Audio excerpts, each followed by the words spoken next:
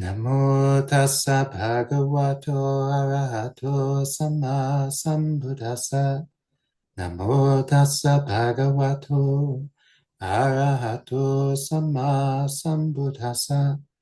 Namo tassa bhagavato arahato samma sambuddhassa. Buddhang dhammang sanghang namasami.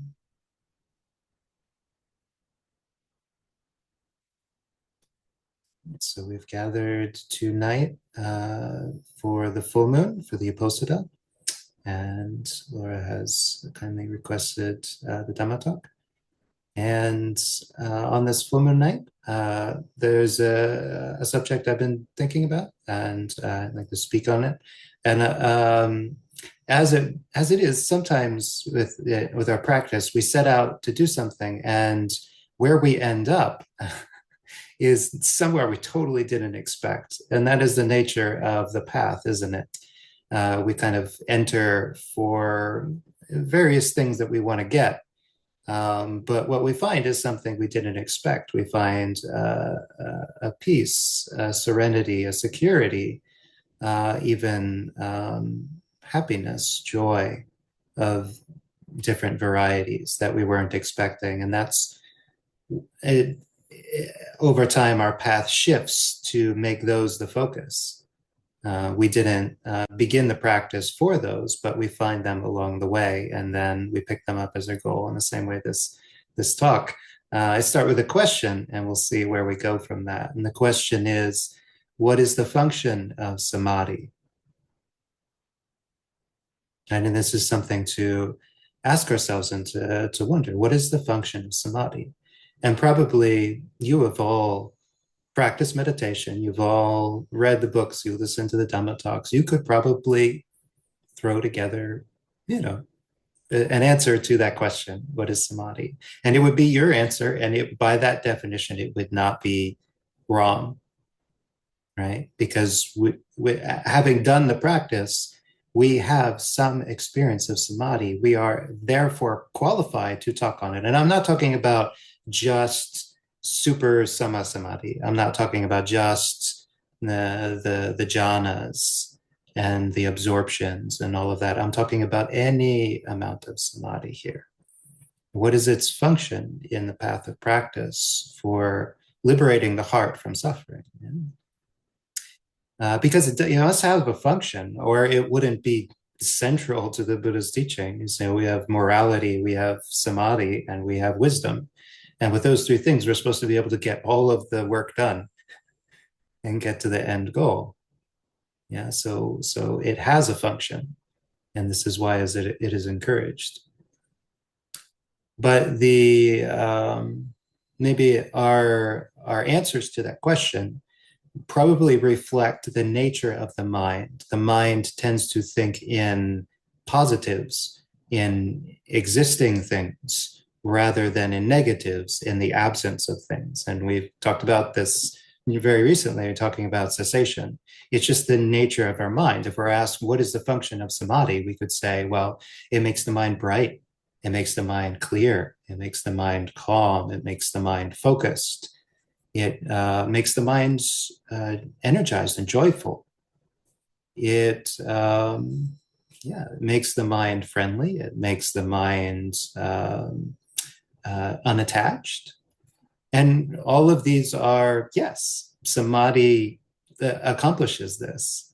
But these are all positive additives. And the one downside of using these as our definition of why we seek samadhi is that you can get these things from the right practice, but you can also get these things from the wrong practice. And this is one of the difficulties that the Buddha himself faced, because when he was doing the practice, there was no Buddha. There was nobody to say, this is the right way of doing things. This is the goal. Look out for these things. These are the obstacles. He had to figure it all out on his own. And his attempts to figure it out took him through all sorts of these various potential goals of doing meditation practice. So he sought out all of the teachers. He learned all the different methods, and then he mastered all of those methods, so that he could get his mind bright, so that he could get his mind clear, so that he could get his mind still, so that he could have his mind be energized, so that his mind could be super focused and one pointed, even so that his mind could be so clear that it could open up and have the various psychic powers, and he could remember anything he wanted from his past existences, that he could see into the heavens or the hells with the divine eye. He could, his mind was so clear and energized, it could do all of these things. Still, he was not satisfied, because he noticed that even though he had these things, he also had something else, and that something else was stress. And stress is one of those things. It's hard to describe, but you know it when you have it. And he knew there is stress in my mind. And so he was dissatisfied with the results of his meditation, but it was hard for him to quantify exactly what he was supposed to do about it, because all of the things he had been told and taught to seek out through meditation were not removing this little thing of stress. So he thought, and this was a totally counterintuitive thought, what if I were to make that the object? What if I were to make that the goal? And I simply undertook that path of practice where stress diminished and ceased. And actually, nobody was really teaching that precisely. I mean, there were various ways to get the mind calm and still and relaxed, but the notion of, well, this, all of this is for removing stress from the mind, hadn't yet gelled in society. Everybody was trying to get the various things and deciding that that was the goal of their practice. So the Buddha actually had to think back to his own, through his own memories, into an early time in his life when there was less stress. And he thought of himself as a young boy, as a 7-year-old boy, sitting under a tree on a warm day as his family was engaged in a spring planting festival. Well, I guess they do that maybe they do that in the summer in India. I'm not quite sure, but they were it was this whole big thing, and he was watching his family down in the fields below, and he was up on a hill under a tree, and he was just so relaxed and so at peace and so contented, and so his mind was energized and happy, because he had all this family out there, and it was a bright, joyful day. And with all of these factors, his mind entered a state of samadhi, a state where things fell away and the mind relaxed, and he entered into the first jhana. His mind became so relaxed and so friendly and so unattached that it entered into a state of composure. And I like the definition of composure for samadhi. Samadhi is made of 2 parts, sam, which means to bring together, and adi, which means to raise up. So samadhi means to, bring the mind up, but bring it together. And concentration sometimes, yeah, it has part of that, but you can be very, very squinty and scrunched up and concentrated. Whereas to be composed by definition, you have to have it together. And this is what the Buddha found. In that state he was thinking back to, he had it together.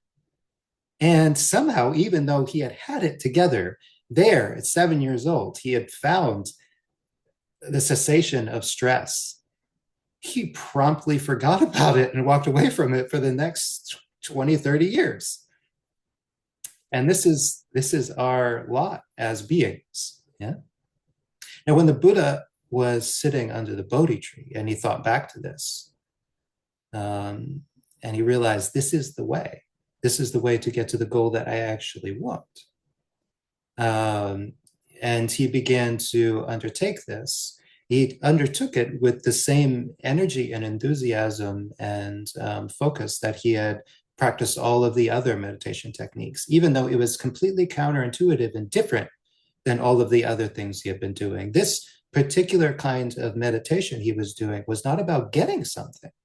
It was not about seeking something. It was based totally in getting the mind as far as possible away from extremes, which cause it to tense up and grasp things, to get it into a middle way, as he found, in which it naturally relaxes through not needing anything and through not being at odds with anything in the world.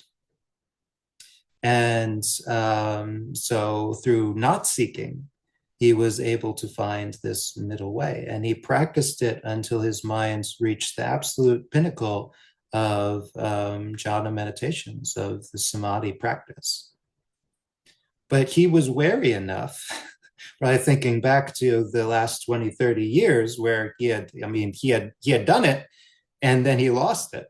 He walked away from it. He was wary enough to know that this was not a lasting state of peace. Something else needed to be done. And this is where he realized that he had to investigate. He had to apply his wisdom. He could see something very important. He had reached a state where there was no stress in the mind. This is the nature of the fruit of samadhi. It brings the mind to a place where there's no stress. But now he had to ask the important question, where was that stress coming from? And this led him through the path of investigation into discovery and insight and realization. Yeah, he found the source of that stress. But the very important moral of this is that he could not have found that source of the stress until he found the place that was free of it. While it was there, he was unable to even have the thought, where is this stress coming from? Because he didn't fully understand the nature of the stress. He couldn't see around it. Because at that point, it had always been there, right? But once he got into samadhi and that stress ceased, he realized it's not always there. That thing is not always there. That thing is not always there. These things can arise and cease. They are impermanent. And if they are impermanent, then they are not intrinsic to the mind. If they can cease, then at times they do cease. And realizing that, he could see that this state without suffering, and he could see the causes as they arise and cease and start to understand that, oh, that is a cause of suffering, and that is a cause of suffering, and that is a cause of suffering. And through this, he was able to understand all of the causes of suffering and finally uproot them. It's actually not that complicated when you can see them arising and ceasing. You see greed arise, and with it comes suffering, stress. And so your next thought should be, well, maybe I should not do greed. And if you don't do greed, then that stress that came with the greed is no longer there. And then anger arises. And you look at it and you're like, oh, there's stress with that. There's a lot of stress with that. You're like, maybe I'm not going to do that. So the next time you have the opportunity to get angry, you say, no, I don't think I will. And all of the stress that was dependent on anger cannot arise. It had to have anger there with it in order to arise. Then finally, there's delusion. And delusion is vast and complicated. But more importantly, the nature of delusion is that we don't know we're deluded. When we're ignorant of being ignorant. This is the nature of ignorance. And how could this be? At this point, you might say, is that really true? Because a lot of times I'm deluded and I know I'm deluded. And maybe you have that experience. I certainly have that experience. I have that experience every day. And I'm like, oh, I can't be trusted in this situation. I am not operating at 100% peak renunciation and enlightenment right now. But this goes to, if we think in a cosmological sense, we think of the mind, right? And as I've talked about before, and this is a subtle nature of the mind, but the thing is, the mind has no form, right? Would you agree? Yeah, the mind has no, the mind, yeah, there is form arising and ceasing. But when we look for the mind, we can't find it anywhere because it doesn't have a location. We know there is a mind because its various machinations are what keep us existing, thinking, doing. The mind is making that possible, but it is invisible. You know, it is more a process of deciding what arises next. Yeah, and letting go of what arose previously. And that's what it's doing, but it doesn't need any actual form to do that. So if the mind has no form, if it has no location, is there any force in the universe that can make it do something?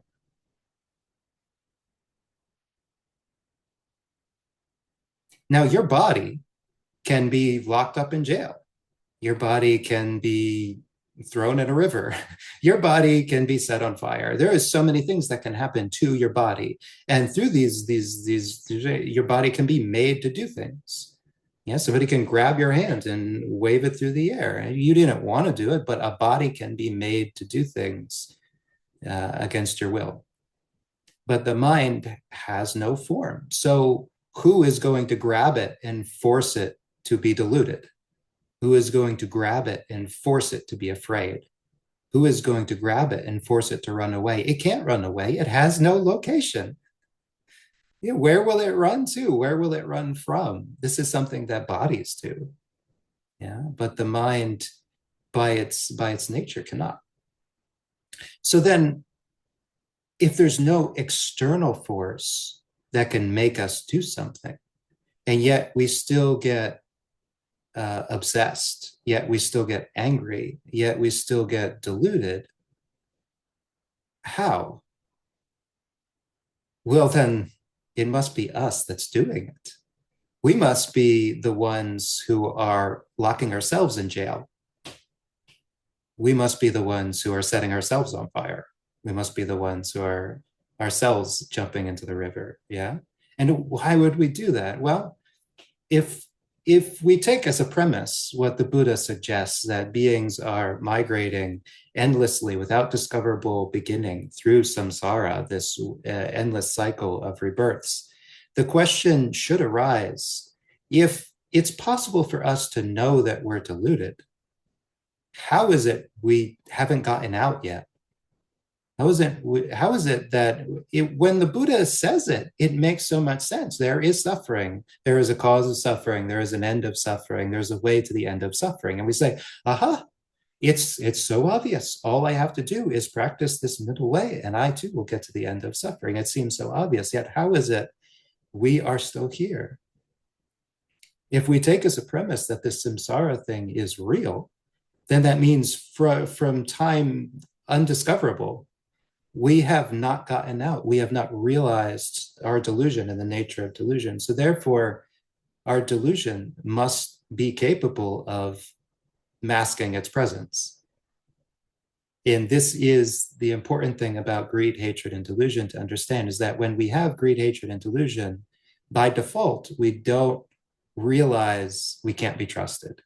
We don't realize the mind is not thinking rationally. We don't realize we're making bad decisions that will lead to future stress.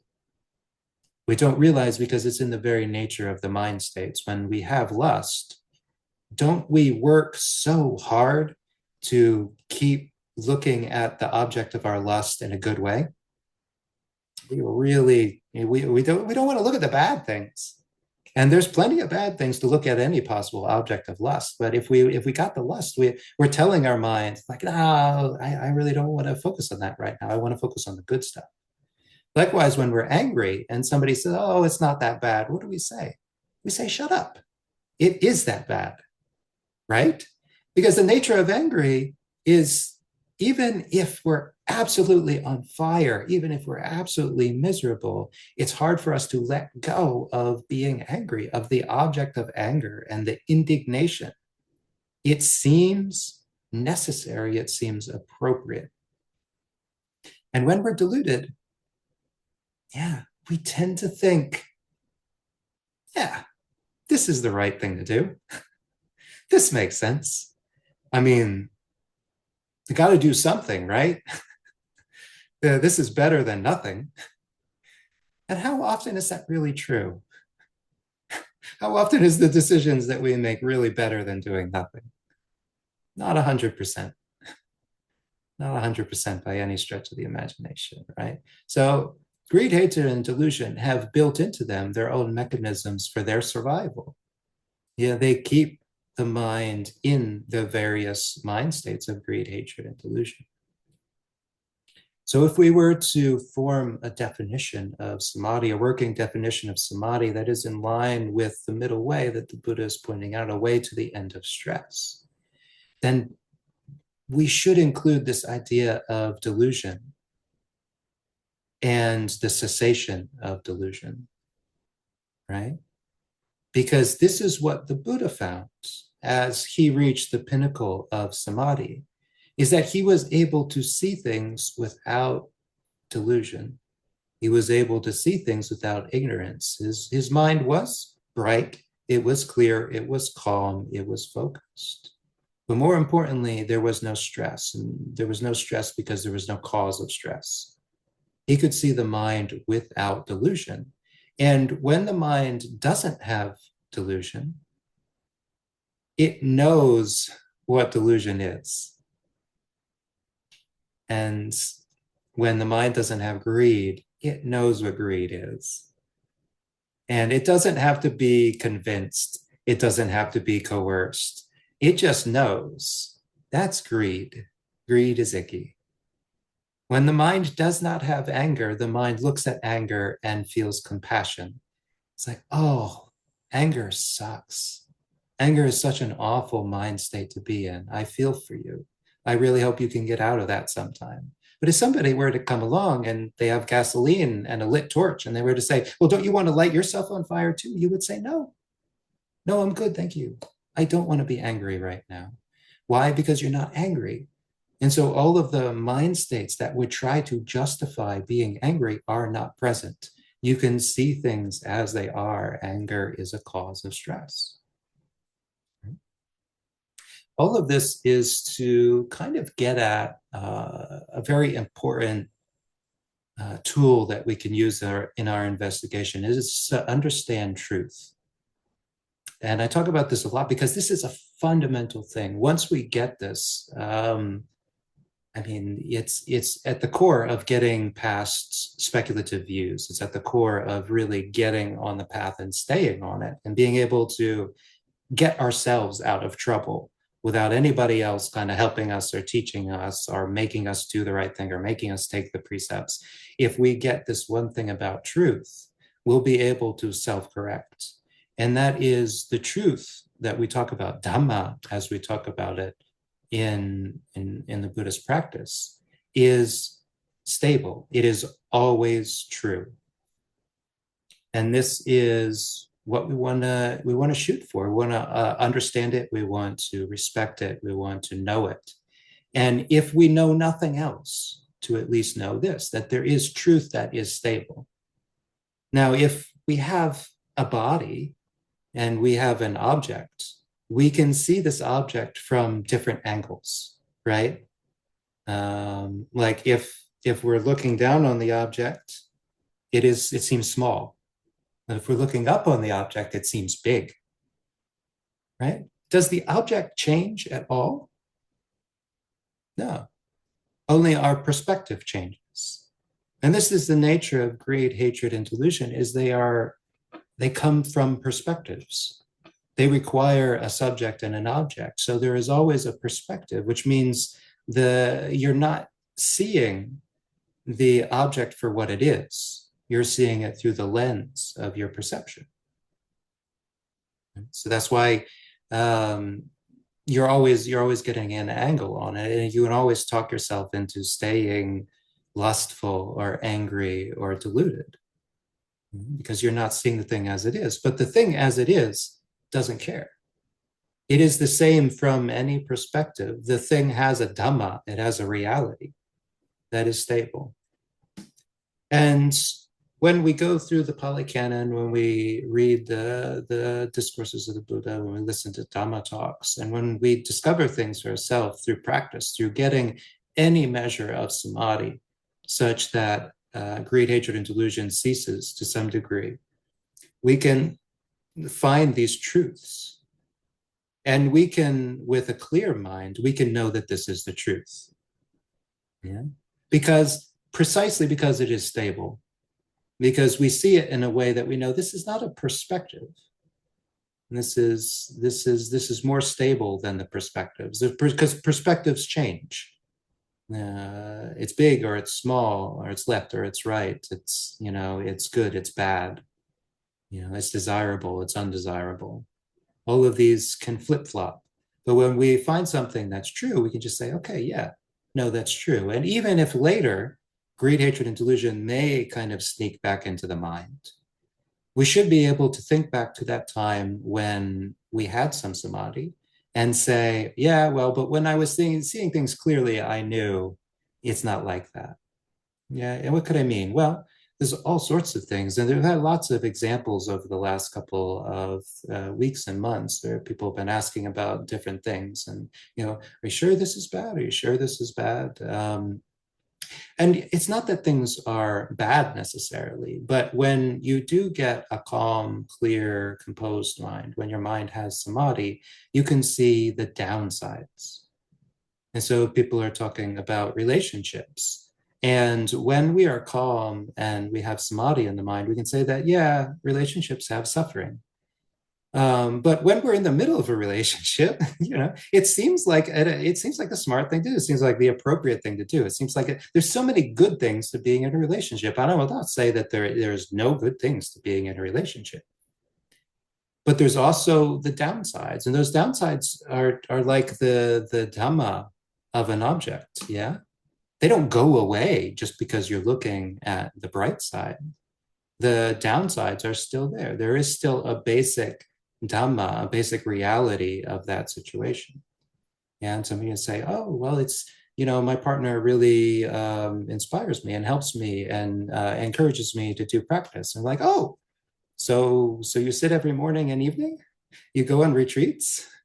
Yeah, you sit and listen to Dhamma talks. Your partner encourages you to walk away from them, close a door, and be quiet and happy without them. That would be a keeper, but it's typically not the nature of a relationship.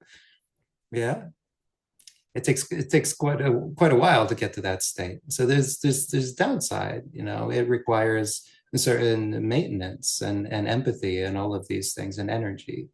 But it's like a vehicle, yeah, a car. And if you have a car, and I think Laura, you were able to give one up, and we were talking about this, weren't we? And what it's like to give up a car. Yeah, it feels wonderful. And for those who don't have a thing, you can look at the thing and say, what a burden. There are downsides. There are 2 tons of downsides in a car, right? And when we don't have them, it's great. It's wonderful.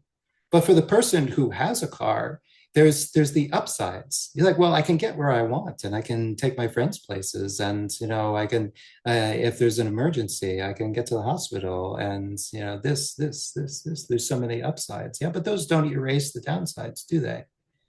When we get free of something, we can look at it and we know, okay, yeah, there are downsides. There's a burden. There's an effort it takes to maintain that thing, and this is the Dhamma. This is the truth of that situation. Now later on, maybe we get the thing, or maybe we start looking at it in a different way, and it seems, well, maybe it's not that bad. But we should be able to think back and say, oh, yeah, no, when I was free of that thing, I saw it for what it was.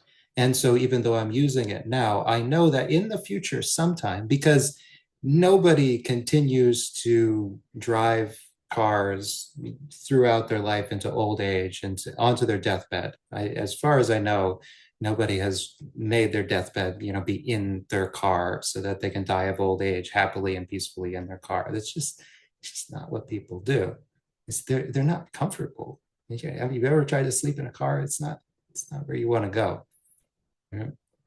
So that's the nature. You have to leave it behind at some point. So because you have to leave it behind at some point, you won't always have it. And because you won't always have it, there must be a reality that exists, a truth that exists without that object, which means that your possibility for happiness and to be free of stress must be a reality where that object isn't there, where you don't have a car, where you don't have a relationship, where you don't have dinner, where you don't have this, that, the other thing, yeah, where you don't have hair.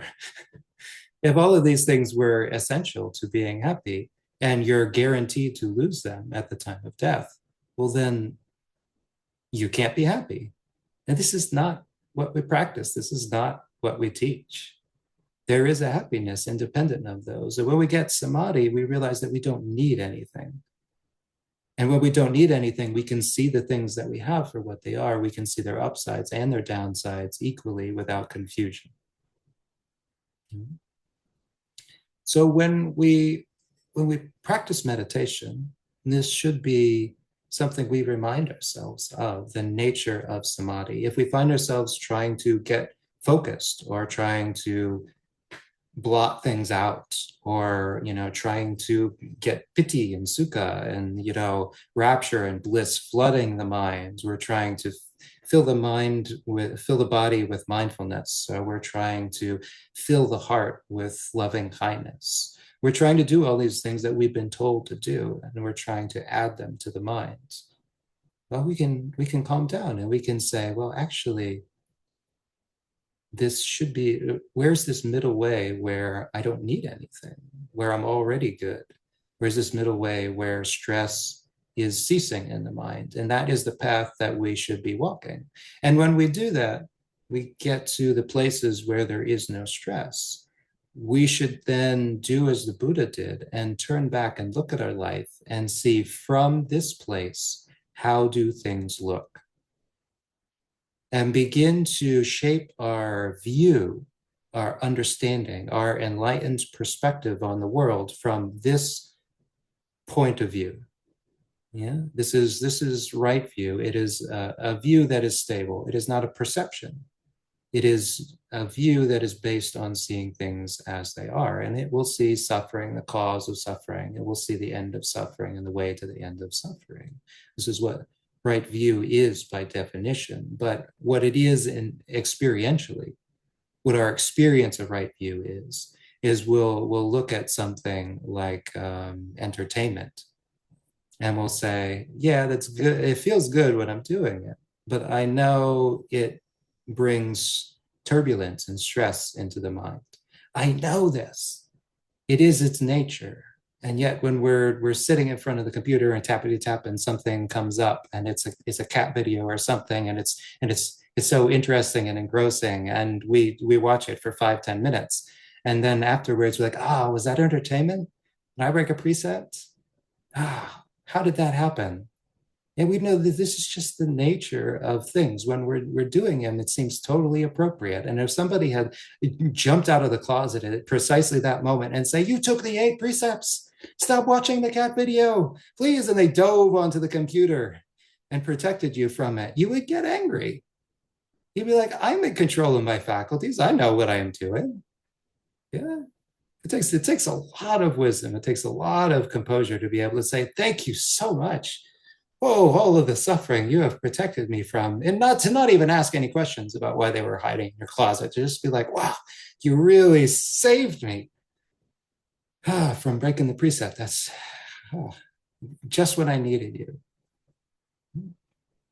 But this is we don't need somebody external to do this for us. Yeah, when we train ourselves and we establish ourselves in truth, in an understanding based on any amount of samadhi that we get, we can be our own person jumping out of the closet. I'm not sure really the simile for that, but we can be our own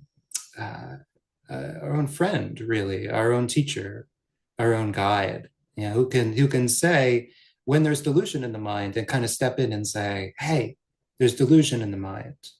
So whether you think this is big or small or up or down or left or right, you're wrong. just by definition of having a perspective, you're wrong. Yeah, so don't worry about it. Don't stress about it. It's just not going to work.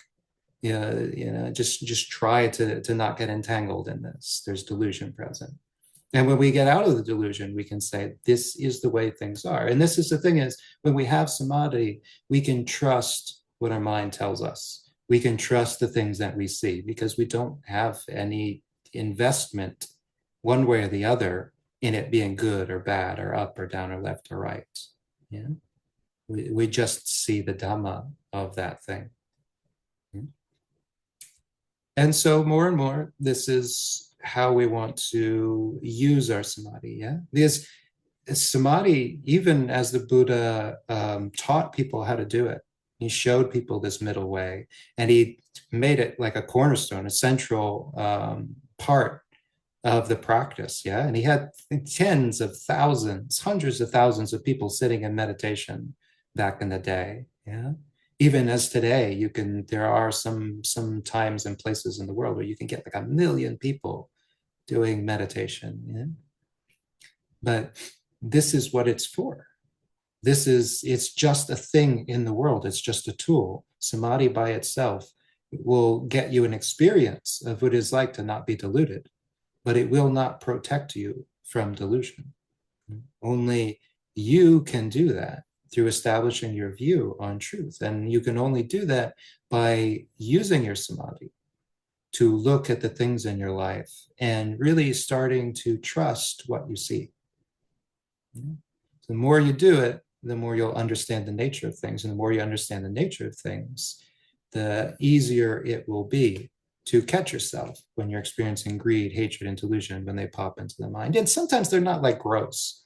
Sometimes they're not like an evil corporate CEO kind of greed. Sometimes they're not like a serial killer kind of anger, running through the streets. Sometimes it's just like a little bit of annoyance. Sometimes it's just that, oh man, is it time to upgrade my phone? Yeah, there's so many new features coming out on the next one. Yeah. So it's just a little thing. It's not a great amount of suffering. It's just a tiny little bit. Yeah. But in those moments, we can know, oh, okay. 10 minutes ago, when I was on the cushion, I was thinking, oh, what bliss. Oh, what bliss to be free of having to look at the phone. Even though when we got up, the first thing we did was go and look at the phone to see if anybody had texted us. It doesn't erase the truth that we saw when we were sitting on the cushion. That was seeing the reality as it was. And so even though we go and we start using the phone, we can say, but the truth of the thing, I know what that is. And that is enough. As I say, if we get right view in place, then it'll all work out from there. But this is what we have to do to get right view in place. We have to learn what these truths are, and we have to learn to start trusting them. And even when it becomes hard to see them, just to know that they are there can sometimes be enough to get us through a difficult part, the ups and downs in life. And to know that, oh yeah, well, things right now are really confused, things are really tangled, but I have been calm. I have been relaxed, that I know what that is like. I know how I got there. I know how to get back there when things calm down. And it's amazing how much that can stabilize us. Our world can be totally turned upside down, and yet we can have that degree of peace always with us, just from knowing what truth is. So if we're doing anything, before we get the bright lights, before we get the piti sukha, before we get, any of the other things, we want to get that, this serenity, this understanding that we carry with us at all times, just from knowing what truth is, where it is, and what we were doing when we saw it. So with that, I offer this to you on this auspicious eclipse full moon night, and do well and experience all the fruits of Nibbana in your practice.